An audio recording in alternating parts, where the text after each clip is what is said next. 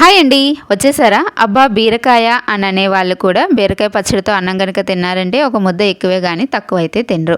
ముందుగా అయితే బీరకాయలను తొక్కతో సహా ముక్కల కింద కట్ చేసుకొని పక్కన పెట్టుకోవాలి. తర్వాత పల్లీలను వేయించుకొని ఒక గిన్నెలోకి తీసుకొని పక్కన పెట్టుకోవాలి. ఇప్పుడు అదే కడాయిలో ఆయిల్ వేసుకొని పచ్చిమిర్చి, ఎండుమిర్చి వేసి ఫ్రై చేసిన తర్వాత జీలకర్ర, ధనియాలను కూడా వేసుకోవాలి.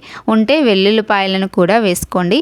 ఇప్పుడు ఇందులోనే కొత్తిమీర, పుదీనా కూడా వేసుకొని ఫ్రై చేసుకున్న తర్వాత బీరకాయ ముక్కలని రుచికి సరిపడినంత ఉప్పును కూడా వేసేసి కలిపేసుకున్న తర్వాత బీరకాయలో ఉన్న వాటర్ అంతా కూడా పూర్తిగా ఇంకేంత వరకు సిమ్లోనే ఉడికించండి.